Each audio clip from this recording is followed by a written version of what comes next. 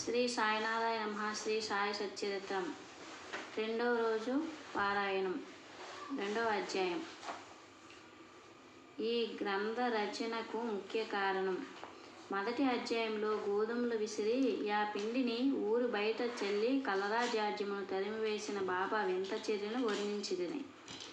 ఇదే కాక శ్రీ సాయి యొక్క ఇతర మహిమలు విని సంతోషించితిని. ఆ సంతోషమే నన్ను ఈ గ్రంథము వ్రాయుటకు పురికొల్పినది. అదేగాక బాబా గారి వింత లీలలను చర్యలను మనస్సునకు ఆనందము కలుగుచేయును. అవి భక్తులకు బోధనలుగా ఉపకరించును, తుదకు పాపములను పోగొట్టును కదా అని భావించి బాబా యొక్క పవిత్ర జీవితమును వారి బోధనను వ్రాయ మొదలెడితిని. యోగీశ్వరుని జీవిత చరిత్ర తర్కమును న్యాయమును కాదు, అది మనకు సత్యమును ఆధ్యాత్మికమైన మార్గమును చూపును. గ్రంథ రచనకు పూనుకొనుటకు అసమర్థత బాబా అభయము. శ్రీ సాయి సచ్చరిత్ర గ్రంథ రచనకు తగిన సమర్థత గలవాడును కానని హేమాండ్ పంత్ భయపడెను. అతడిట్లనుకొనెను, నా యొక్క సన్నిహిత స్నేహితుని జీవిత చరిత్రే నాకు తెలియదు, నా మనస్సే నాకు గోచరం కాకున్నది. ఇట్టి స్థితిలో ఒక యోగేశ్వరుని చరిత్ర నేనెట్లు వ్రాయగలుగుతును? అవతార పురుషుల లక్షణం ఎట్లు వర్ణించగలను? వేదములే వారిని పొగడలేకుండా తాను యోగి అయినా కానీ యోగి యొక్క జీవితమును గ్రహింపజాలడు. అట్టిచో వారి మహిమలను నేనెట్లు కీర్తించగలను? సప్త సముద్రముల లోతును కొలవవచ్చును, ఆకాశమును గొడ్డలో వేసి మూయవచ్చును, కానీ యోగేశ్వరుని చరిత్ర వ్రాయట బహు కష్టం. ఇది గొప్ప సాహస కృత్యమని కూడా నాకు తెలియను.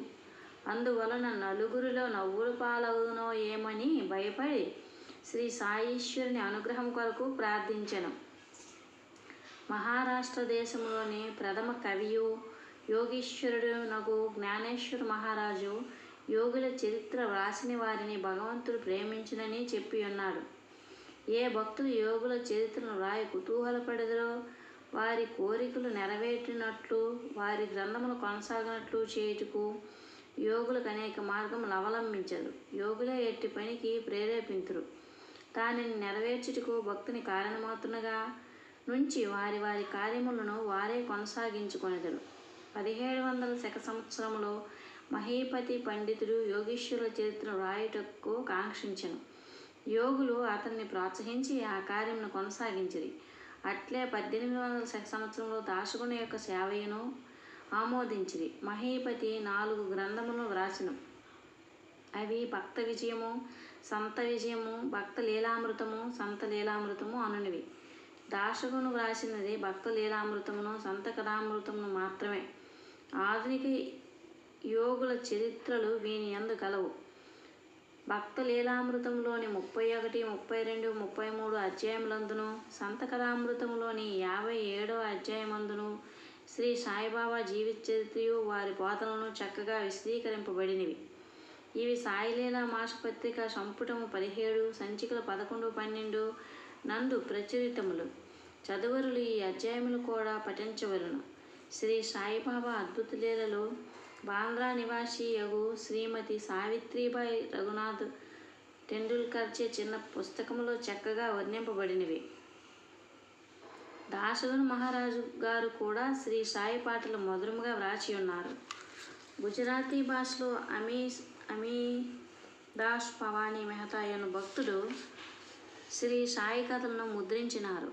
శ్రీ సాయినాథ ప్రభ అను మాసపత్రిక షిరిడీలోని దక్షిణ భిక్ష సంస్థ వారు ప్రచురించి ఉన్నారు.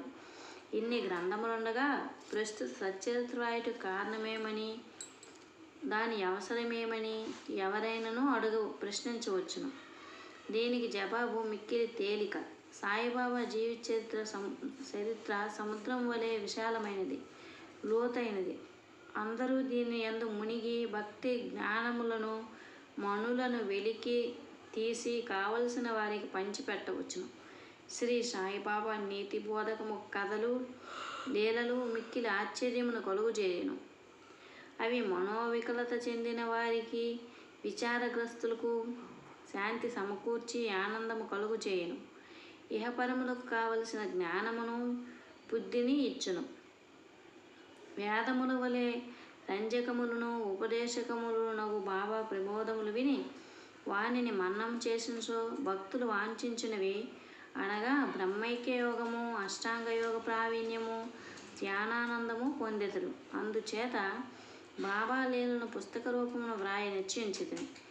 బాబాను సమాధికి ముందు చూడని భక్తులకు ఈ లీలలు మిగిలి ఆనందము కలుగు చేయును. అందుచేత బాబాగారి ఆత్మసాక్షాత్కార ఫలితమగు పలుకులు బోధలు సమకూర్చుటకు పూనుకొంటిని. సాయిబాబాయే ఈ కార్యమునకు నన్ను ప్రోత్సహించెను. నా అహంకారమును వారి పాదములపై నుంచి శరణంటిని. కావున నా మార్గము సవ్యమైనదనియు బాబా ఇహపర సౌఖ్యములు తప్పక దయచేయుననియు నమ్మియుంటిని. నా అంతటి నేను ఈ గ్రంథ రచనకు బాబా యొక్క అనుమతిని పొందలేకుంటిని. మాధవరావు దేశపాండే వరఫ్ శ్యామ అనువారు బాబాకు ముఖ్య భక్తుడు. వారిని నా తరపున బాబాను ప్రార్థించమంటిని. నా తరపున వారు బాబాతో నిట్లనిది, ఈ అన్నా సాహెబు మీ జీవిత చరిత్రను వ్రాయి కాంక్షించుచున్నారు. నేను భిక్షాటనముచే జీవించు ఫకీరును. నా జీవిత చరిత్ర వ్రాయనవసరం లేదని అనవద్దు. మీరు సమ్మతించి సహాయపడించో వారు వ్రాసెదరు, లేదా మీ కృపయే దానిని సిద్ధింపచేయును. మీ యొక్క అనుమతి ఆశీర్వాదము లేనిదే ఏదీను జయప్రదంగా చేయలేను అని విననంతనే శ్రీ సాయిబాబా మనస్సు కరిగి నాకు ఊది ప్రసాదం పెట్టి ఆశీర్వదించెను. మరియు ఇట్లు చెప్పదడంగెను శ్యామతో, కథలను అనుభవములు ప్రోగు చేయమనము. అక్కడక్కడ కొన్ని ముఖ్య విషయములను టూకీగా వ్రాయమనము. నేను సహాయము చేసేదను, వారు నిమిత్త మాత్రుడే. నా జీవిత చరిత్ర నేనే వ్రాసి నా భక్తుల కోరికలను నెరవేర్చవలెను. వాడు తన అహంకారమును విడవవలెను, దానిని నా పాదములపై పెట్టవలను. ఎవరైతే వారి జీవితంలో నిట్లు చేసేదరో వారికి నేను మిక్కిలి సహాయపడదును. నా జీవిత చర్యల కొరకే కాదు, సాధ్యమైనంత వరకు వారి గృహకృత్యములందును కూడా తోడ్పడుతును. వాని అహంకారం పూర్తిగా పడిపోయిన పిమ్మట అది మచ్చునకు కూడా లేకుండానప్పుడు నేను వాని మనస్సులో ప్రవేశించి నా చరిత్రను నేనే వ్రాసుకొందును. నా కథలు బాధలు విన్న భక్తులకు భక్తి విశ్వాసములు కుదురును. వారు ఆత్మసాక్షాత్కారమును బ్రహ్మానందమును పొందెదరు. నీకు తోచిన దానినే నీవు నిర్ధారణ చేయుటకు ప్రయత్నించకము. ఇతరుల అభిప్రాయములు కొట్టివేయుటకు ప్రయత్నించకము. ఏ విషయం పైననైనను కీడు మేలు ఎంచు వివాదం కూడదు. వివాదం అనగానే నన్ను హేమంత్ పంత్ అని పిలుచుట కారణమేమో మీకు చెప్పిన వాగ్దానం జ్ఞప్తికి వచ్చింది. ఇప్పుడు దానినే మీకు చెప్పబోచున్నాను. కాకాసాహెబ్ దీక్షిత్, నానాసాహెబ్ చందోర్కర్లతో నేను ఎక్కువ స్నేహంతో నుంటిని. వారు నన్ను షిరిడీకి పోయి బాబా దర్శనం చేయమని బలవంతం చేసిరి. అట్లే చేసేదనని వారికి నేను వాగ్దానం చేసితిని. ఈ మధ్యలో నేదో జరిగింది. అది నా షిరిడీ ప్రయాణంకు అడ్డుపడింది. లోనావాలానున్న నా స్నేహితుని కొడుకు జబ్బు పడిను. నా స్నేహితుడు మందులు మంత్రములన్నీ ఉపయోగించిన కానీ నిష్ఫలమైన జబ్బు తగ్గలేదు. తుదకు వాని గురువును పిలిపించుకొని ప్రక్కన కూర్చుండబెట్టుకున్నాను, కానీ ప్రయోజనం లేకుండా. ఈ సంగతి విని నా స్నేహితుని కుమారుని రక్షించలేనట్టి గురువు యొక్క ప్రయోజనమేమి? గురువు మనకు ఏమీ సహాయం చేయలేనప్పుడు నేను షిరిడీ ఏలపోవలను అని భావించి షిరిడీ ప్రయాణం మానుకొంటిని. కానీ కానున్నది కాక మానదు. అది ఈ క్రింది విధముగా జరిగెను.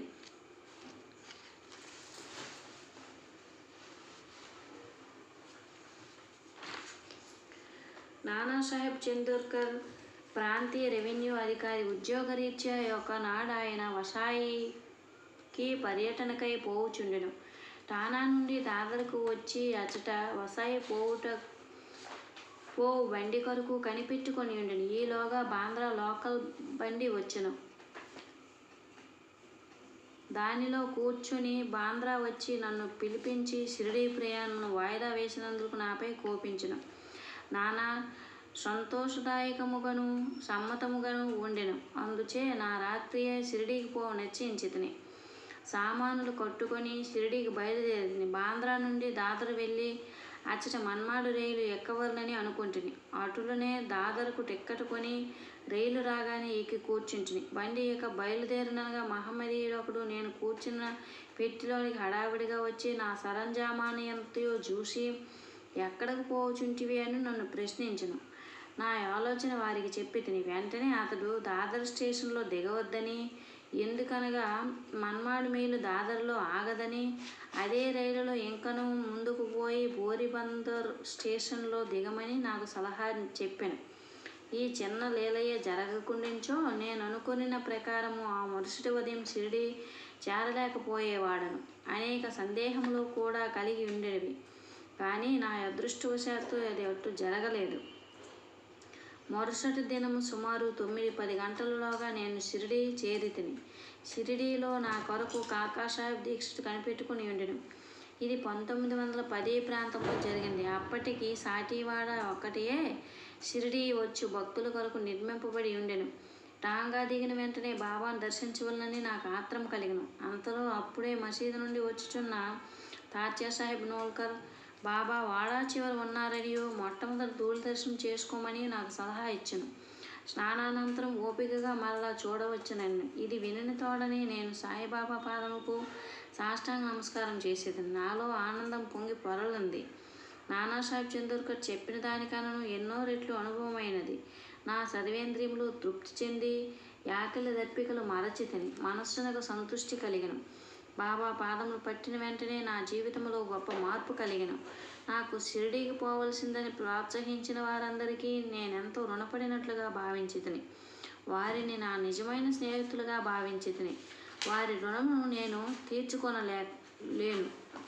వారిని జ్ఞప్తికి తెచ్చుకొని వారికి నా మనస్సులో సాష్టాంగ ప్రమాణము చేసితిని. నాకు తెలిసినంత వరకు సాయిబాబా దర్శనం వలన కలుగు చిత్రమేమన మనలోనున్న ఆలోచనలు మారిపోవును. వెనుకటి కర్మల బలము తగ్గును. క్రమముగా ప్రపంచమందు విరక్తి కలుగును. నా పూర్వజన్మ సుకృతంతే చే నాకీ దర్శనము లభించినదనుకుంటిని. సాయిబాబాను చూసినంతనే మాత్రముననే ఈ ప్రపంచమంతయు సాయిబాబా రూపం వహించెను. తీవ్ర వాగ్వివాదం. నేను షిరిడీకి చేరిన మొదటి దినమునే నాకును బాలాసాహెబ్ బాటేకును గురువు యొక్క ఆవశ్యకతను గూర్చి గొప్ప వాగ్వివాదం జరిగింది. మన స్వేచ్ఛను విడిచి ఇంకొకరిని ఎందుకు లొంగి ఉండవలని నేను వాదించితిని. మన కర్మలకు మనమే చేయుటకు గురువు యొక్క ఆవశ్యకత ఏమి? తనంతట తానే కృషి చేసి మిక్కిలి యత్నముతో ఈ జన్మ దుఃఖము నుండి తప్పించుకొనవలెను. ఏమియూ చేయక స్వామిగా కూర్చుని వానికి గురువు ఏమి చేయగలడు అని నేను స్వేచ్ఛాపక్షమును ఆశ్రయించింది. బాటే ఇంకొక వాదం పట్టుకుని ప్రారబ్ధము తరపున వాదించుచు కానున్నది కాకమానదు. మహనీయులు కూడా ఈ విషయంలో ఓడిపోయిరి. మనుషులు ఒకటి తలంచునా భగవంతుడు వేరొకటి తలంచును. నీ తెలివితేటలు అటుండనిమ్ము, గర్వము గాని అహంకారం గాని నీకు తోడ్పడవనెను. ఈ వాదన 1 గంట వరకు జరిగను. కానీ ఇదమిష్టమని ఏమీయూ తేలలేదు. అలసిపోవచ్చే ఘర్షణ మానుకొంటిమి. ఈ ఘర్షణ వల్ల నా మనశ్శాంతి తప్పింది. దేహాత్మ బుద్ధి అహంకారము లేకొనచో వివాదములకు తావలేదని గ్రహించితిని. వివాదమునకు మూల కారణం అహంకారం. ఇతరులతో కూడా మేము మసీదునకు పోగా బాబా కాకాను పిలిచి ఇట్లని అడిగాను. వాడాలో ఏమి జరిగినది? ఏమిటా వివాదము? అది దేనిని గూర్చి? ఈ హేమంత్ పంత్ ఏమనుచున్నాడు? ఈ మాటలు విని నేను ఆశ్చర్యపడితిని. సాటేవాడ మసీదునకు చాలా దూరంగానున్నది. మా వివాదం గూర్చి బాబాకెట్లు తెలిసెను? అతడు సర్వజ్ఞుడై ఉండవలెను. లేనిచో మా వాదన ఎట్లు గ్రహించును? బాబా మన అంతరాత్మపై అధికారి అయి ఉండవచ్చును. హేమంత్ పంత్ అను బిరుదునకు మూల కారణం. సాయిబాబా నన్నెందుకు హేమంత్ పంత్ అని పిలిచెనని ఆలోచించసాగితిని. ఇది హేమాద్రి పంత్ అను నామమునకు రూపాంతరం. దేవగిరికి చెందిన యాదవంశరాజులకు హేమాద్రి పంతు ప్రధానమాత్యుడు. అతడు గొప్ప పండితుడు, మంచి స్వభావం గలవాడు, చతుర్వర్గ చింతామణి, రాజప్రశస్తి అను గొప్ప గ్రంథములు రచించినవాడు. మోడీ భాషను ఒక నూతన గణిత విధానమును కనిపెట్టినవారు. ఇక నేనా వానికి వ్యతిరేక బుద్ధి గలవాడును, మేధాశక్తి అంతగా లేనివాడును. మరి సాయిబాబా నాకెందుకు ఈ బిరుదు నొసంగిరో తెలియకుండెను. ఆలోచన చేయగా ఇది నా అహంకారం ఎమ్మనియో, నేనెప్పుడు అణుకువ నమ్రతలు కలిగి ఉండవలననియో బాబా కోరికై ఉండవచ్చునని గ్రహించితిని. అంతకుముందు వాడాలో జరిగిన చర్చలో నేను చూపిన తెలివితేటలను బాబా ఈ రీతిగా అభినందించి ఉండవచ్చునని అనుకొంటిని. భవిష్యత్ చరిత్రను బట్టి చూడగా బాబా పలుకులకు దాబోల్కర్ను హేమండ్ పంత్ అనుట గొప్ప ప్రాముఖ్యం కలదనియో, భవిష్యత్ తెలిసియే బాబా ఇట్లనేననియో భావింపవచ్చును. ఏలననగా హేమండ్ పంతు శ్రీ సాయిబాబా సంస్థానం చక్కని చాకచక్యంతో నడిపెను. సంస్థానం యొక్క లెక్కలను బాగుగా నుంచెను. అదేకాక భక్తి, జ్ఞానము, నిర్వ్యామోహము, ఆత్మశరణాగతి, ఆత్మసాక్షాత్కారము మొదలగు విషయములలో శ్రీ సాయి సచ్చరిత్ర అనే గొప్ప గ్రంథము రచించెను. ఈ విషయమై బాబా గురువు యొక్క ఆవశ్యకత, ఈ విషయమై బాబా ఏమైనా హేమండ్ పంత్ వ్రాసి ఉండలేదు. కానీ కాకాసాహెబ్ దీక్షిత్ ఈ విషయమును గూర్చి తాను వ్రాసికొనిన దానిని ప్రచురించును. హేమండ్ పంత్ బాబాను కలిసిన 2వ దినము కాకాసాహెబ్ దీక్షిత్ బాబా వద్దకు వచ్చి షిరిడీ నుండి వెళ్ళవచ్చునాయని అడిగాను. బాబా అట్లే అని జవాబిచ్చును. ఎక్కడకు అని ఎవరో అడుగగా చాలా పైకి అని బాబా చెప్పెను. మార్గమేది అని దీక్షిత్ అడిగాను. అక్కడకు పోవుటకు అనేక మార్గములు కలవు. షిరిడీ నుండి కూడా నాకు మార్గము కలదు. మార్గము ప్రయాసకరమైంది. మార్గమధ్యమునున్న ఎడవిలో పులులు, తోడేళ్ళు కలవనియు బాబా బదులిడిను. మార్గదర్శకుని వెంట తీసుకుని పోయినచో నని కాకాసాహెబ్ అడుగగా అట్లయినచో కష్టమేమీ లేదని బాబా జవాబిచ్చును. మార్గదర్శకుడు తిన్నగా గమ్యస్థానమును చేర్చును. మార్గమధ్యమున ఉన్న తోడేళ్ళు, పులులు, గోతులను తెప్పించును. మార్గదర్శకుడే లేనిచో అడవి మృగములచే చంపబడవచ్చును, లేదా దారి తప్పి గుంటలలో పడిపోవచ్చును నేను. మసీదులో అప్పుడు అచ్చటనే ఉన్న దాబోల్కర్ తన ప్రశ్నకు అదే తగిన సమాధానమని గుర్తించును. వేదాంత విషయములలో మానవుడు స్వేచ్ఛాపరుడా కాదా అని వివాదం వలన ప్రయోజనమేమీ లేదని గ్రహించును. పరమార్థం నిజముగా గురుబోధల వల్లనే చిక్కుననియు, రామకృష్ణులు తన గురువులైన వశిష్ఠ సాందీపులకు లొంగి ఎనుకవతో నుండి ఆత్మసాక్షాత్కారం పొందిరనియు, దానికి దృఢమైన నిష్ఠ, నమ్మకం అంటే నిష్ఠ, ఓపిక అంటే సబురి అను 2 గుణములు ఆవశ్యకములని గ్రహించును. 2వ అధ్యాయం సంపూర్ణం. సద్గురు శ్రీ సాయినాథార్పణమస్తు. శుభం భవతు. భక్తులందరూ ప్రతిరోజు ఒక్కొక్క అధ్యాయాన్నైనా వినవలసిందిగా ప్రార్థన. ప్రతి ఒక్కరూ వారి యొక్క వయస్సు ఎన్ని సంవత్సరంలో అన్నిసార్లు రామనామాన్ని జపించండి. జై శ్రీరామ్.